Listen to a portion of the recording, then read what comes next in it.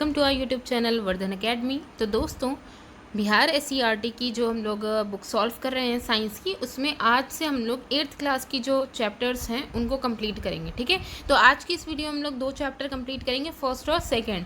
तो देखिए, हमारा जो फर्स्ट चैप्टर है वो है दहन और ज्वाला, चीज़ों का जलना। यानी दहन किसे कहते हैं और ज्वाला किसे कहते हैं। जब कोई चीज़ जल रही होती है तो हम उसमें किसी चीज़ के जलने पर ज्वाला उसमें उठती है, उसको किस तरीके से हम मेंशन करेंगे, और वो उस चीज़ का जो दहन है या उसकी जो जलने की प्रोसेस है या किस टेम्परेचर पर वो जल रही है, ये सारी चीज़ें हम इस चैप्टर पे देखेंगे। ठीक है, तो यहाँ पे देखिए, सबसे पहले यहाँ पे एक बात कही गई है कि किसी चीज़ को जलाने के लिए हमें ऊष्मा या गर्मी की ज़रूरत होती है। कोई भी चीज़ अगर है, कोई कागज़ है या कोई भी चीज़ है, ठीक है, अगर हमें उसे जलाना है तो उसके लिए हमें ऊष्मा या फिर गर्मी की ज़रूरत होती है। अब ऊष्मा में जैसे किसी कागज़ है या कोई कपड़ा है, किसी भी चीज़ को अगर हमें जलाना है तो हम क्या करेंगे, गैस या माचिस वगैरह की मदद लेंगे। ठीक है, तो उससे हमें क्या मिल जाएगी, ऊष्मा मिल जाएगी। और यहाँ पे गर्मी की अगर एक देखें कि आपने देखा होगा कि अक्सर फॉरेस्ट में जो आग लगती है वो किस वजह से होती है, बहुत ज़्यादा टेम्परेचर बढ़ जाता है, सूखी पत्तियों में अपने आप आग लग जाती है। ठीक है, जिससे पूरे जंगल में आग लगने का खतरा रहता है। तो ये एक चीज़ हो जाएगी यहाँ पे। और यहाँ पे देखिए, वह न्यूनतम तापमान जिस पर पहुँचने के बाद कोई पदार्थ जलना शुरू कर देता है, उस पदार्थ का ज्वलन ताप कहलाता है। ठीक है, तो इग्निशन टेम्परेचर क्या होता है कि क्योंकि आपने देखा होगा, अगर कोई वाटर भी अगर आप देखें, वाटर और लिक्विड में कंपैरिजन अगर आप करें तो हमें पता है कि वाटर का जो बॉइलिंग पॉइंट होता है वो क्या होता है, 100 डिग्री सेल्सियस होता है। इसी तरीके से वही बताया गया है कि वह न्यूनतम ताप जिस पर पहुंचने के बाद कोई भी वस्तु जलने लग जाए, कागज़ की जलने का जो टेम्परेचर है वो अलग होगा, कपड़े की जलने का अलग होगा, किसी धातु के जलने का अलग होगा, है ना। तो उसके आधार पर कि किसका क्या है, उसी को ही हम बोलेंगे ज्वलन ताप। अलग अलग पदार्थों का ज्वलन ताप अलग अलग होता है। ठीक, वही बात है कि किसी का कम रहेगा, किसी का अधिक रहेगा। फिर यहाँ पे देखिए, पदार्थों का ज्वलन ताप उसकी प्रकृति पर निर्भर करता है। वही अभी हमने कहा कि जैसे वाटर का बॉइलिंग पॉइंट जो है 100 डिग्री सेल्सियस होता है, उसी तरीके से कोई और लिक्विड लें तो उसका टेम्परेचर अलग होगा। ठीक है, उसका बॉइलिंग पॉइंट अलग होगा। सिमिलरली कागज़ के जलने की प्रोसेस अलग होती है, कपड़े की जलने की प्रोसेस अलग होती है। ठीक है, मतलब कहने का है कि कागज़ और कपड़े में अगर कंपेरिजन करें, दोनों का नेचर डिफरेंट है ना। इसी तरीके से धातुओं के बीच में अगर उनकी ज्वलनशीलता की अगर बात करें, ठीक है, तो उनकी भी डिफरेंट जो मेटल्स होते हैं उनकी जलने की प्रोसेस अलग अलग होती है। गर्मियों के मौसम में बहुत अधिक गर्मी पड़ने पर कुछ स्थानों में सूखी घास आग पकड़ लेती है, जिससे पूरा जंगल ही आग की लपेट में आ सकता है। जिसे ये जो जब जंगल में आग लगती है उसको दावा नल बोलते हैं। ठीक है, वह पदार्थ जिसका ज्वलन ताप कम होता है आसानी से आग पकड़ लेता है। तो यहाँ पे क्या देखा गया कि जैसे सूखी पत्ती की बात करें, अगर सूखी पत्ती और गीली पत्ती की बात करें या नॉर्मली एक लकड़ी की बात करें, मान लीजिए सूखी पत्ती और लकड़ी की बात करें, लकड़ी भी सूखी है, ठीक है, तो दोनों में अगर देखें और सिर्फ सनलाइट की गर्मी से ही देखें तो जो पत्ती है सूखी, वो लकड़ी के अकॉर्डिंग जल्दी जल जाएगी, और लकड़ी में, और वो जब जलेगी तो फिर उसके बाद ही जब ज़्यादा आग बढ़ जाएगी तब कहीं लकड़ी के जलने की प्रोसेस होगी। तो यहाँ वही बता रहे हैं कि पदार्थ जिसका ज्वलन ताप कम होता है वह आसानी से आग पकड़ लेता है। फिर आगे देखिए, किसी भी पदार्थ का ज्वलन ताप उस पदार्थ की रासायनिक प्रकृति पर निर्भर करता है। मोस्ट इम्पॉर्टेंट यहाँ पे बात कही जा रही है कि ज्वलन ताप जो है वो किसी पदार्थ का, वो किस पर डिपेंड करता है, ये पदार्थ की रासायनिक प्रकृति जो होती है उस पर निर्भर करता है। जैसे पेट्रोल है, इसका ज्वलन ताप केरोसिन के ज्वलन ताप से कम होता है। ठीक है, इसका मतलब आप देखेंगे कि पेट्रोल, अगर आप किसी एक लकड़ी लें, मतलब 2 लकड़ी ले लीजिए, एक पे पेट्रोल डालिए, और आपको पता है पेट्रोल जल्दी उड़ जाता है, ठीक है, एक पे पेट्रोल डालिए और एक पे केरोसिन डालिए, तो अगर आप जलाएंगे तो पेट्रोल बहुत तेज़ी से आग पकड़ता है, क्योंकि इसका ज्वलन ताप क्या होता है, कम होता है, और केरोसिन थोड़ा टाइम लेगा। अच्छा, आप ये जानकर हैरान होंगे कि सफ़ेद फास्फोरस नामक पदार्थ का ज्वलन ताप इतना कम होता है कि वह कमरे के तापमान पर ही जल उठता है। तभी इसलिए क्या किया जाता है, उसे हाथ से नहीं छुआ जाता है और उसे पानी के अंदर रखना पड़ता है। अगर उसे मतलब यूज़ में लाना है तो पानी के अंदर करके रखना पड़ता है, नहीं तो वो रूम टेम्परेचर में ही वो आग पकड़ लेता है। ठीक है, ओके, अब यहाँ पे देखिए, अब एक मोमबत्ती की अगर हम बात करें, मोमबत्ती के जलने में हवा में उपस्थित ऑक्सीजन गैस सहायक होती है। इसमें एक्सपेरिमेंट कई सारे किए गए थे। जैसे यहाँ पे देखिए, एक मतलब ग्लास है, उसको जलती हुई कैंडल के ऊपर रख दिया गया उल्टा करके। तो जितनी उसमें मतलब एयर प्रेजेंट है, उसमें जितनी ऑक्सीजन होगी तब तक ये जो है ये कैंडल जलती रहेगी, ऑक्सीजन का यूज़ हो जाएगा। जैसे ही ऑक्सीजन ख़त्म होगी तो ये कैंडल बुझने लग जाएगी। फिर उन्होंने बताया है कि इस एक्सपेरिमेंट में यही है कि जैसे ही मतलब बस हल्की सी रेडनेस अगर बाकी है कैंडल की बत्ती में, तुरंत आप ग्लास उठा दीजिए थोड़ा सा कि इसमें ऑक्सीजन की प्रेजेंस फिर से हो जाए, तो ये फिर से जो है इसकी कैंडल की लौ जल जाएगी। ठीक, तो इसका मतलब यही हुआ कि ऑक्सीजन जो है वो जलने में मदद करती है। तभी यहाँ पे कुछ चीज़ें बताई गई हैं, जैसे कि आपने यहाँ पे देखा होगा कुछ यहाँ पे एग्जाम्पल एक बताए गए हैं, तो थोड़े बहुत देख लेते हैं। जैसे लकड़ी के जो चूल्हे होते हैं उनमें आपने देखा होगा कि 3 जगह से घेरा जाता है, एक जगह से छोड़ दिया जाता है। ठीक है, मतलब कुछ खाली स्थान छोड़ दिया जाता है ताकि जो है हवा यानी वायु वहाँ पे प्रेजेंट हो, ऑक्सीजन की प्रेजेंस में वो चीज़ जल सके। और केरोसिन वाला जो स्टोव होता है उसमें भी आपने देखा होगा छेद होते हैं कुछ जो है मतलब कि जहाँ से जो बर्नर होता है वहाँ पे। ठीक है, तो इसके अलावा गैस स्टोव के बर्नर को अगर आप देखेंगे तो उसमें कई सारे छोटे छोटे जो है छेद देखने को मिलते हैं। तो ये भी क्या होता है, इन छेद से जो है ऑक्सीजन की प्रेजेंस वहाँ पे प्रेजेंट होती है और फिर उसके बाद मतलब वो चीज़ जो गैस वगैरह है उसको जलने में, ईंधन को जलने में मदद मिलती है।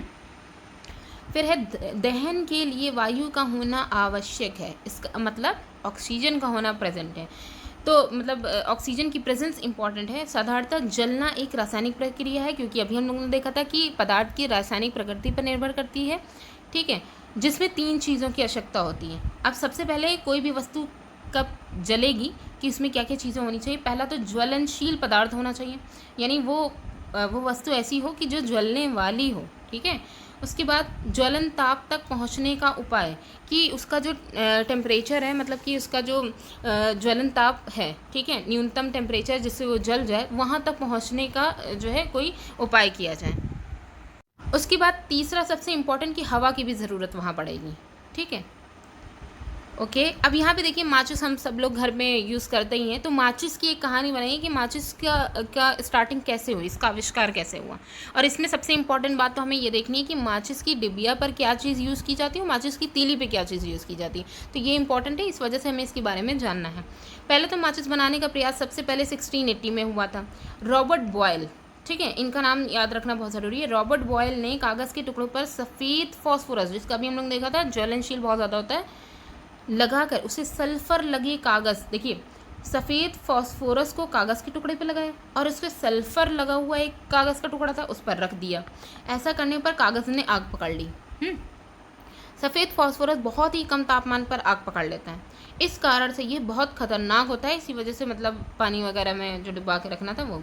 अब माचिस की अगर बात करें तो माचिस का जो रूप आज है उसके बनने की शुरुआत 1845 में हुई थी, लाल फॉस्फोरस के आविष्कार के बाद। हालांकि एक्सपेरिमेंट सफ़ेद फॉस्फोरस से हो गया था, लेकिन वो जब इतना ख़तरनाक है तो उसका नॉर्मली तो यूज़ किया नहीं जा सकता। तो जब लाल फॉस्फोरस की खोज हो गई तो इसके बाद ही फिर आगे माचिस का आविष्कार हुआ। अब इसमें क्या क्या हुआ, माचिस की डिब्बी आप देख रहे होते हैं, माचिस की डिब्बी और तीलियों पर लगा जो रसायन होता है वो पोटेशियम क्लोरेट होता है। तीलियों पर जो उसके तीलियों पर जो रासायनिक पदार्थ रहता है वो क्या होता है, पोटेशियम क्लोरेट। ठीक, और डिब्बी पर जो साइड में लगा रहता है वो होता है लाल फॉस्फोरस और सल्फ़र, लाल फॉस्फोरस और सल्फ़र। ठीक, अब इन्हीं को ही लाल फॉस्फोरस के इस्तेमाल करने पर पहली मतलब इन्हीं को ही मतलब जब आपस में रगड़ की जाती है तो चिंगारी उठने पर जो है वो माचिस जल जाती है। ठीक है, सेफ्टी माचिस, तो यहाँ पे देखिए लाल फॉस्फोरस इस्तेमाल करके पहली बार सेफ्टी माचिस कार्ल लुंडस्टोन ने 1855 में स्वीडन में बनाई।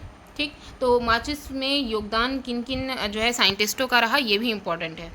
अब मोमबत्ती का भी इतिहास देख लिए कि मोमबत्ती की जो लौ होती है उसके बारे में इम्पोर्टेंटली क्वेश्चन आता है। ठीक है, कि लौ में किस किस लेवल पर जो है उसके मतलब कितने लेवल्स होते हैं। तो देखिए सबसे पहले मोमबत्ती के इतिहास में अगर बात करें तो माइकल फेराडे एक महान वैज्ञानिक थे जिन्होंने 1860 में लोगों को मोमबत्ती का इतिहास बताया। ठीक, किसने, माइकल फेराडे ने। अब मोम क्या है, वो एक ईंधन है। ठीक है, अब जाहिर सी बात है ईंधन है तो ऊर्जा के रूप में मतलब ऊर्जा से प्राप्त होगी। और ये किससे बना होता है, हाइड्रोकार्बन और हाइड्रोजन। हाइड्रोकार्बन है मतलब जो कि हाइड्रोजन और कार्बन से मिलकर बनी होती है। ठीक, मोम के बारे में ये बात हो गई। अब मोम के बीच में मेनली क्या किया जाता है, एक जो है धागे की संरचना को उसी में ही मतलब फिट कर दिया जाता है मोम के बीच में, ठीक है। तो वो धागा जब तक के जलता है तो यहाँ पे मोम पिघलती जाएगी, धागा जलता जाएगा। तो इस तरीके से कैंडल का तो हो गया। लेकिन अब यहाँ पे क्या है, मोमबत्ती प्रकाश और ऊष्मा देती है। तो कैंडल की जलने की प्रोसेस तो हो गई, लेकिन अब ये जो प्रकाश और ऊष्मा दोनों ही दे रही होती है, लाइट भी दे रही होती है, हीट भी रहती है, ठीक। तो अब इसमें मेनली क्या चीज़ हमें यहाँ पे देखनी है वो एक बार देख लेते हैं, ठीक है। तो यहाँ भी ये बताया गया है, जैसे अब इसका बहुत लंबी स्टोरी है, तो हमें मेन चीज़ देखनी है। पहली बात तो हमने ये देखा कि मोमबत्ती मोम से बनी होती है, ठीक है, जो कि एक हाइड्रोकार्बन है। दूसरी चीज़ हमने यहाँ पे ये देखी कि मोमबत्ती प्रकाश और ऊष्मा दोनों चीज़ देती है। तीसरा यहाँ पे ये है कि मोमबत्ती में मोम की जो वाष्प होती है वही जलती है, यानी वहाँ पे जो है वो धागे की जो स्ट्रिप उसमें लगाई गई है बीच में, उसका मतलब वो तो जलने में हेल्प ले रही है। लेकिन अगर मोम की जलवाष्प ना हो या मोम की वाष्प ना हो तो वो तुरंत 2 मिनट में जल के ख़त्म हो जाएगी। तो मेनली मोमबत्ती में जो काम देखने को मिलता है कि क्या चीज़ जल रही होती है, मोम की वाष्प जलती है, ठीक है। ओके, क्योंकि मोम जब पिघलती है तो वाष्प के रूप में जो है हवा के मतलब संपर्क में आती है और वहाँ पे ऑक्सीजन से क्रिया करके वो जलने लग जाती हैं। तो अब यहाँ पे देखिए, जब किसी ईंधन को जलाते हैं तो कार्बन डाइऑक्साइड और जलवाष्प बनता है, ठीक। ये एक रासायनिक प्रक्रिया है जिसमें एक नए पदार्थ का निर्माण होता है।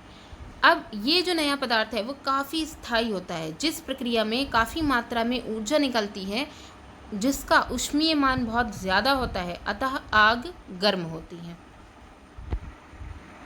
मतलब यहाँ पे ये कहा गया है कि जब कोई ईंधन जलता है तो वो लौ का यानी आग पकड़ता है, ठीक है, लौ का रूप लेता है। अब उसमें कौन से पदार्थ रिलीज़ हो रहे हैं वो तो यहाँ पे हम लोग ने देख लिया, कार्बन डाइऑक्साइड और जलवाष्प हैं।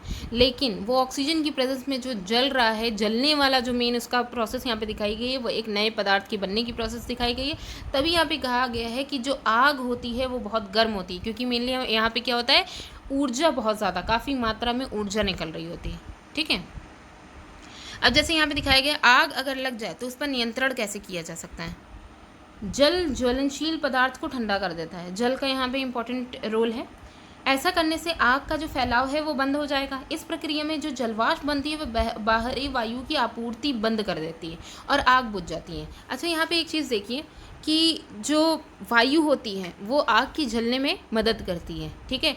लेकिन जो जल वाष्प होती है, जल तो वैसे भी जो है पदार्थ को ठंडा कर देता है, ज्वलनशीलता उसकी कम कर देता है, लेकिन साथ ही साथ जो जल वाष्प होती है उसका भी बहुत इंपॉर्टेंट रोल होता है। वह एक कवरिंग बना लेती है, जिसके मतलब एक बैरियर की तरह काम करती है कि जो वायु है यानी ऑक्सीजन है, ऑक्सीजन और जो वस्तु जल रही है उसके बीच में बैरियर बना देती है, जिससे वो चीज़ जो है जल्दी बुझ जाती है, ठीक है। तो वही है कि ये जो जलवाष्प है वो वायु की जो आपूर्ति है उसको बंद कर देती है और जिससे आग बुझ जाती है।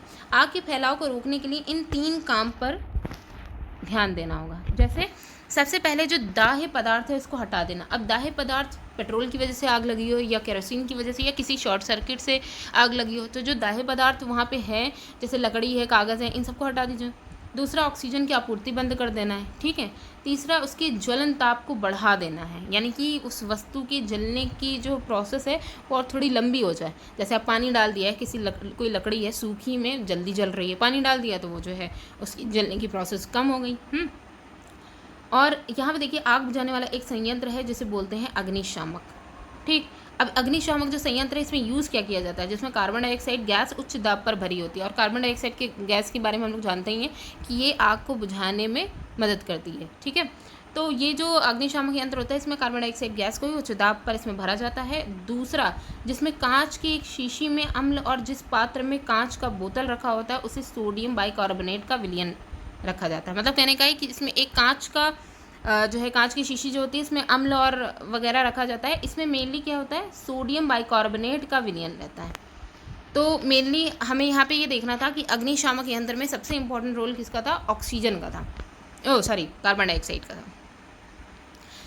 ओके, अब यहाँ पे एक चीज़ और देख लीजिए, नज़दीकी अग्निशमन सेवा का टेलीफोन नंबर 101 या हाँ देखिए, जैसे मान लीजिए कहीं पे आग लग जाए तो आग लगने पर जो है अगर फायर स्टेशन में हमको मतलब कांटेक्ट करना तो हमें क्या करना चाहिए, 101। ये पटना का नंबर बताया गया 101 है और ये भी यहाँ पे है 0612 और जितने बार भी 2 और 3 दिए गए, ठीक है, ये नंबर है। तो ये तो नॉर्मल बात थी। अच्छा, अग्निकांड क्यों होते हैं? तो यहाँ पे तो किसी भी एक्सीडेंटली शॉर्ट सर्किट और ये सारे जो रीज़न होते हैं वो तो होते ही हैं। साथ ही साथ विस्फोट एक जो होता है ये भी तीव्र दहन का ही उदाहरण है। विस्फोट में जैसे पटाखे वगैरह जो है जले तो उससे भी कभी कभी विस्फोट हो जाता है और जो है आग लगने के चांसेस बहुत बढ़ जाते हैं, ठीक है। और अब जो मोमबत्ती है इसकी जो आंतरिक इसकी जो लौ है उसके बारे में थोड़ा सा डिस्कशन कर लेते हैं। मोमबत्ती की ज्वाला और रसोई गैस के स्टोव दोनों की बारे में आप देखिएगा, इमेजिन करिएगा, दोनों की ज्वाला के रंग को ध्यानपूर्वक देखिए। मोमबत्ती की ज्वाला के 3 क्षेत्र होते हैं, बाहरी भाग, मध्य भाग और आंतरिक भाग। अब यहाँ पे हमें ये देखना है कि ये तीनों भाग जो हैं इनका क्या रोल है। बाहरी भाग जो होता है वो नीला होता है। आपने देखा होगा कैंडल जब जल रही होती है तो सबसे बाहरी भाग जो होता है वो नीला होता है, अदीप्त होता है, ठीक है। यहाँ पूर्ण दहन होता है क्योंकि यहाँ ऑक्सीजन ज़्यादा उपलब्ध है और ये सबसे गर्म होता है। ये जो ब्लू वाला पोर्शन होता है ना, जो कि हम लोग को ब्लू ऐसा दिख रहा होता है, जैसे ही उसके हाथ उसके पास ले जाएंगे तुरंत जो है जलने लग जाएगा, तो सबसे गर्म पार्ट होता है। दूसरा मध्य भाग पीला, चमकीला और दीप्त क्षेत्र होता है। अदीप्त का मतलब होता है जहाँ पे लाइट नहीं है, मतलब कि बहुत ज़्यादा प्रकाश उत्पन्न नहीं कर रहा। वही अगर मध्य भाग जो पीला चमकीला है वो दीप्त क्षेत्र है, वही मेन लाइट प्रोड्यूस कर रहा है। लेकिन यहाँ कुछ कार्बन के कण भी होते हैं, ठीक है। मतलब कि अब ये जो कार्बन के कण हैं तो उसी से ये आप देखेंगे कि अगर हम कैंडल के ऊपर जो है छुरी या हाथ भी अगर लगाते हैं तो हमारे हाथ थोड़े से काले हो जाते हैं। हाँ, तो यहाँ पर भी पूर्ण दहन नहीं होता है क्योंकि ऑक्सीजन यहाँ पे कम मिल पाता है। ऑक्सीजन की सबसे ज़्यादा मात्रा किधर होती है? पहली वाली जो लौ है ब्लू कलर की, वहाँ पे होती है। तो यहाँ ऑक्सीजन की मात्रा कम होने की वजह से पूर्ण दहन नहीं हो पाता है, ठीक है। और इसके बाद है लास्ट वाला आंतरिक क्षेत्र, जो है वो बत्ती के एकदम नज़दीक होता है और ये बिल्कुल काला रंग का होता है, ठीक है। और ये सबसे कम गर्म क्षेत्र होता है, ठीक। तो ये 3 क्षेत्र हो गए। ईंधन, विशेषकर जीवाश्म ईंधन के जलने से नाइट्रोजन और सल्फर इत्यादि के विभिन्न ऑक्साइड बनते हैं जो बादलों के साथ अम्ल वर्षा करते हैं। आपने देखा होगा कि इसी वजह से बोला जाता है कि पहले जो खेत वगैरह होते थे तो उसमें लास्ट में जो फसल मतलब काटने के बाद जो खलिया या मतलब जो भी उसका पोर्शन बच जाता था उसको जला दिया जाता था।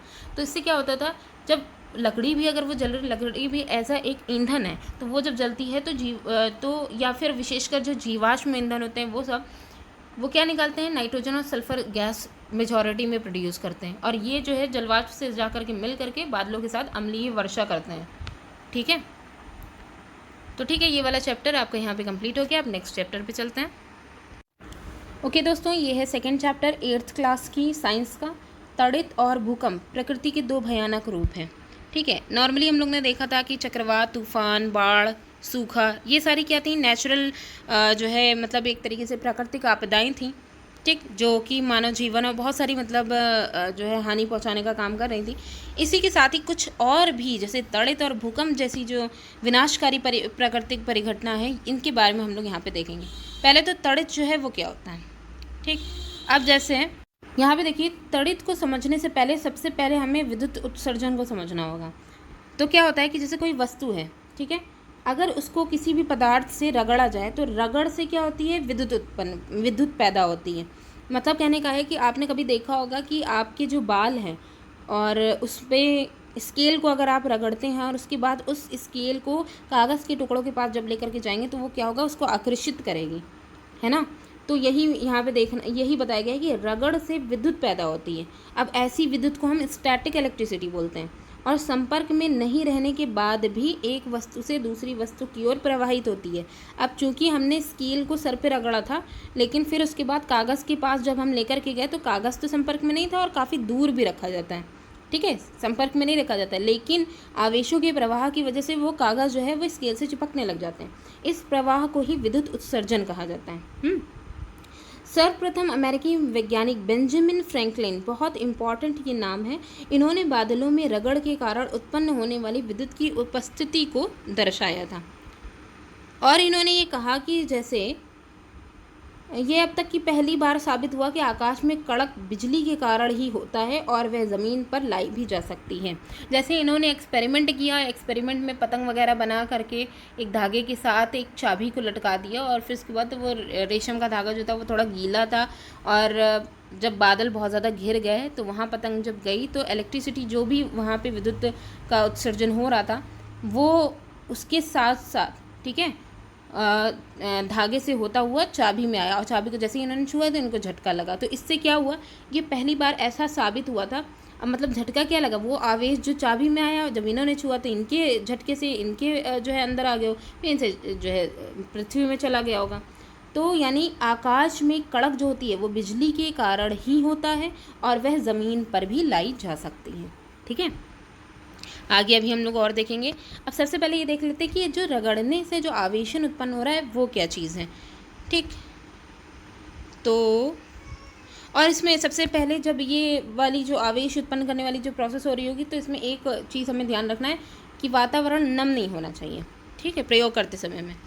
अब यहाँ पे जैसे सबसे पहले क्या किया गया कि 2 गुब्बारे ले लिए गए, उनको फुला करके एक जो है उससे पिन वगैरह से मदद ले करके उसको लटका दिया गया कुछ डिस्टेंस पे। ठीक, गुब्बारों को क्या किया, पॉलीथीन या फिर ऊनी कपड़े से उसको रगड़ करके छोड़ा गया।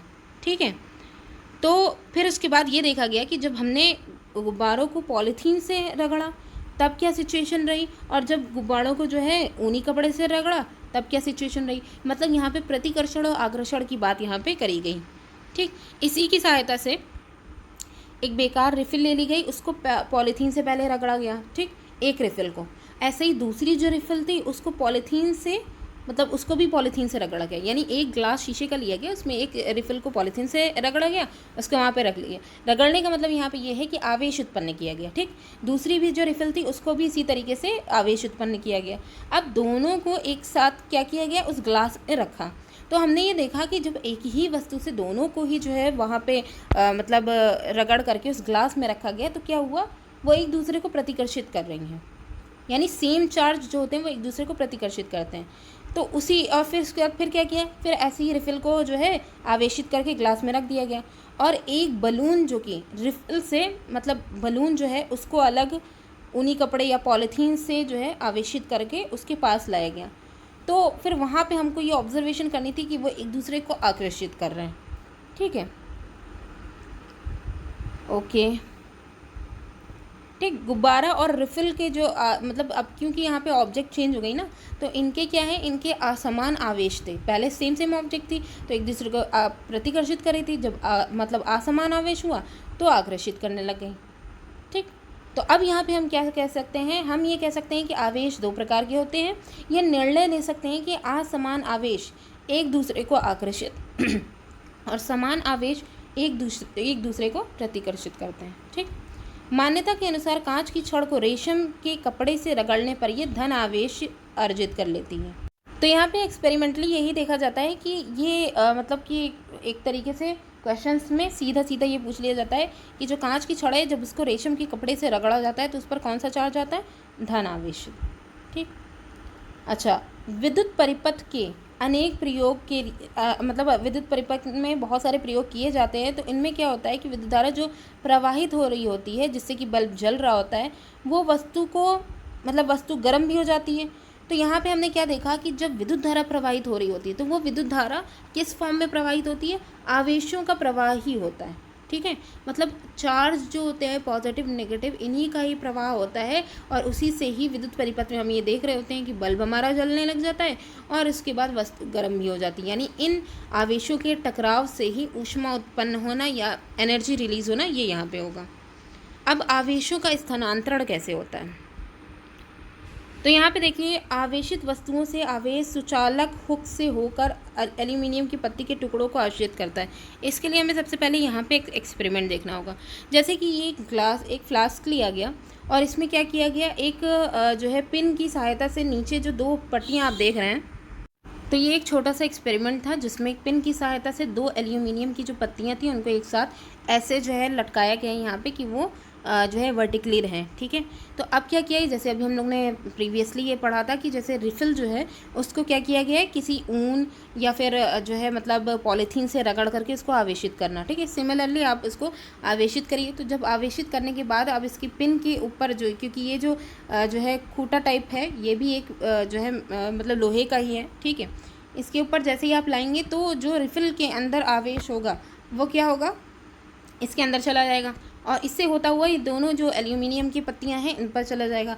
तो हमने ये देखा एक ही आवेश तो दोनों के पास गया, दोनों पत्तियों के बीच में डिस्टेंस भी है, तो वो एक दूसरे को मतलब आकर्षित नहीं कर रही है, प्रतिकर्षित कर रही हैं। तो सिमिलरली और भी यहाँ पे देखे गए कि जैसे जो रेशम के टुकड़े से जो स्केल को या कांच की जो छड़ थी उसको रगड़ा गया और बलून को, तो उन सब के साथ जब ये एक्सपेरिमेंट किया गया तो सिमिलरली यही देखा गया कि ये एक दूसरे को प्रतिकर्षित कर रही हैं। तो यहाँ पे आवेशों का जो प्रवाह था उसकी मेन यहाँ ये एक्सपेरिमेंट पुष्टि करता है। तो वही बात है कि आवेशित वस्तुओं से आवेश सुचालक हुक से होकर, सुचालक बोला गया यानी कि ऐसा चालक जो आवेशों का प्रवाह कर सके, हुक से होकर एल्यूमिनियम के पत्ती के टुकड़ों को आवेशित कर रहा है और समान आवेश होने के कारण एक दूसरे को प्रतिकर्षित ये कर रहे हैं। अब जाहिर सी बात है रिफिल पे जो एक चार्ज होगा वो सेम ही तो होगा, वही सेम चार्ज दोनों एल्यूमिनियम की पत्तियों पे जाएगा, तो वो एक दूसरे को प्रतिकर्षित कर रहे हैं।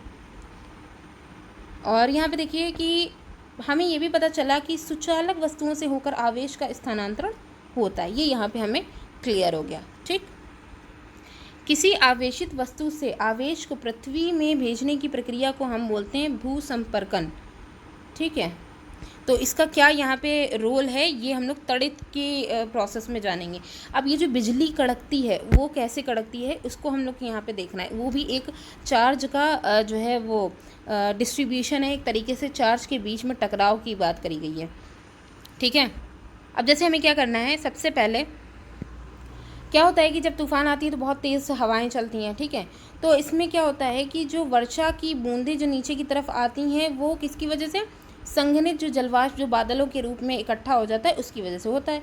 तो यहाँ ये बोला गया जब हवाएं बहुत तेज़ चलती हैं तो हवा से रगड़ के कारण आवेशों का पृथक्करण होता है, यानी आवेश यहाँ पे एक्सचेंज हो रहे थे।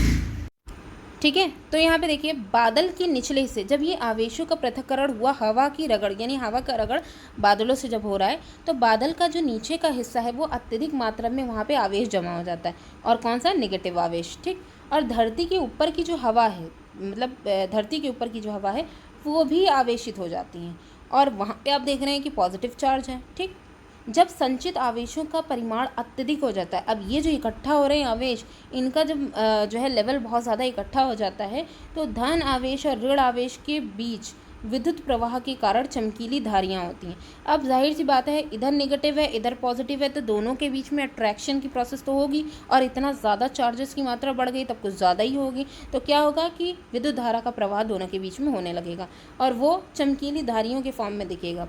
तीव्र ध्वनि भी, जब ये टकराव होगा तो तीव्र ध्वनि भी सुनाई देगी। ठीक है, तो इसी को ही, ये जो तीव्र ध्वनि के साथ चमकीली धारियाँ दिखती हैं इन्हीं को हम बोलते हैं तड़ित। और आवेशों के मिलने तथा पृथ्वी तक आ जाने की इस प्रक्रिया को हम क्या बोलते हैं, विद्युत विसर्जन।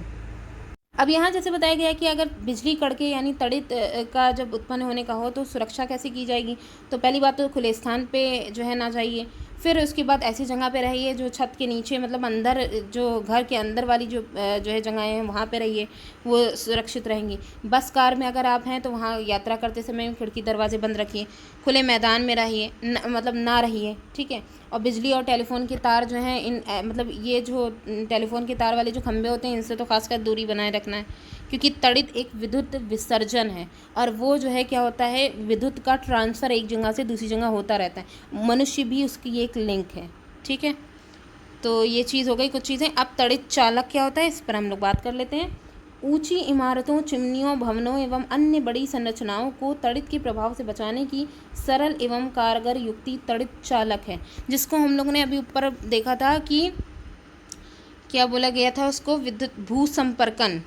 ठीक है, उसी का ही यहाँ पे काम जो है हेल्प मिलेगी।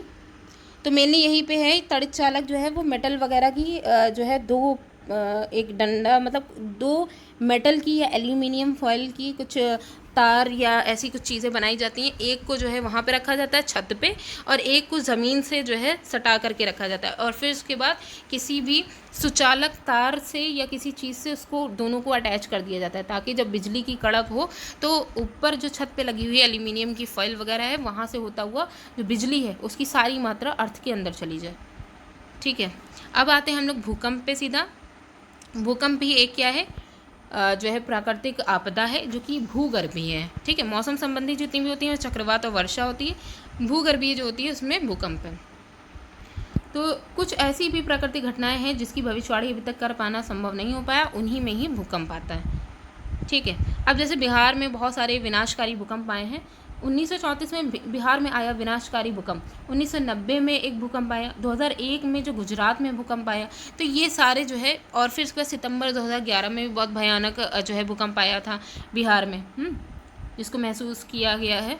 मतलब काफ़ी ये जो भूकंप होते हैं नॉर्मली आते रहते हैं, तो क्या होता है कि जब हल्की जो है इनकी रेक्टर स्केल जो है बहुत हल्की होती है तो हमें महसूस ही नहीं होता। जब यही जो है बहुत ज़्यादा जो है लेवल पे होता है तो फिर उसके बाद जो है वो तबाही मचाता है। तो भूकंप पहले होता क्या है इसे जान लेते हैं। भूकंप पृथ्वी का कंपन अथवा कोई झटका होता है जो पृथ्वी के भीतर गहराई में गड़बड़ी के कारण उत्पन्न होता है। भूकंप अक्सर आते रहते हैं पर हमेशा हम लोग महसूस नहीं कर पाते। जब इनकी रेंज ज़्यादा होती है तभी हमें महसूस होता है। अब यहाँ पे हमें देखना है, ये अर्थ की संरचना दिखाई गई है जिसमें हम लोग भूपर्पटी की बिहार पर देख सकते हैं कि कितनी सारी लेयर्स इसमें दिख रही हैं। इन लेयर्स के टकराने की वजह से ही मेनली भूकंप आते हैं। तो अब आगे हम लोग देख लेते हैं। पृथ्वी की परत टुकड़ों में विभाजित है जिसमें प्रत्येक टुकड़े को प्लेट कहते हैं। ये प्लेटें निरंतर धीरे धीरे गतिमान रहती हैं, अपनी जो है स्थिति पर थोड़ा थोड़ा इसमें मूवमेंट रहता है।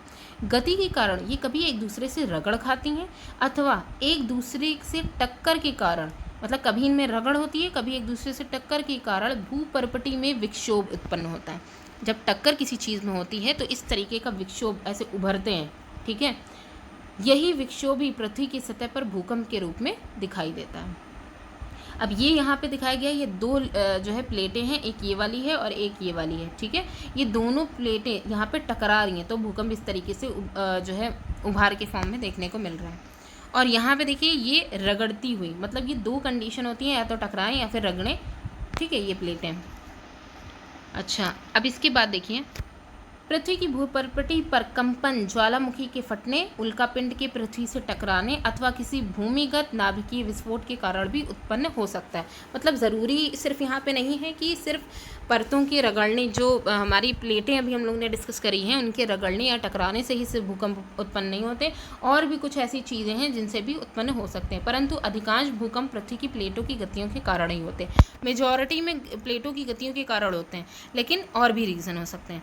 अब भारत में आए भूकंप की जो सूची है उसको रिक्टर पैमाना जो होता है वो क्या होता है, इसी के ही आधार पर भूकंप के जो है भूकंप की तीव्रता को मापा जाता है। अब जैसे देखिए, रिक्टर पैमाने पर अधिक माप ज़्यादा क्षति, जितनी ज़्यादा माप होगी उतनी ज़्यादा तबाही होगी। अब रॉबर्ट मैलेट, मोस्ट इम्पॉर्टेंट बात, रॉबर्ट मैलेट, जॉन मिल, थुइंग, ठीक है, जॉन मिल है, थुइंग है और ग्रे के सहयोग से सतह भूकंप मापी विकसित किया गया, ठीक। भूकंप मापी, ये जो रिक्टर पैमाना जो है वो इन लोगों की हेल्प से जो है मतलब इसको तैयार किया गया। तो भारत में मिल्स भूकंप मापी, ये जॉन मिल्स जो है, मिल्स, ठीक है, इन्हीं के ही बनाया गया भूकंप मापी जो है उसका उपयोग यहाँ पे प्रारंभ हुआ।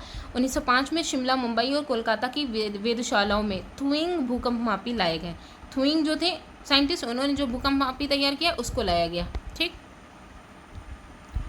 ओके, भूकंप से जो बचाव करना है तो यही है कि चीज़ों की टेबल हो या कोई भी चीज़ हो उसके नीचे आप छुपे रहिए, ठीक है। पलंग के नीचे छुप जाइए और सर को बचाने के लिए तकिया वगैरह पिलो का यूज़ करिए, और भारी वस्तुओं से दूर हट करके रहना है।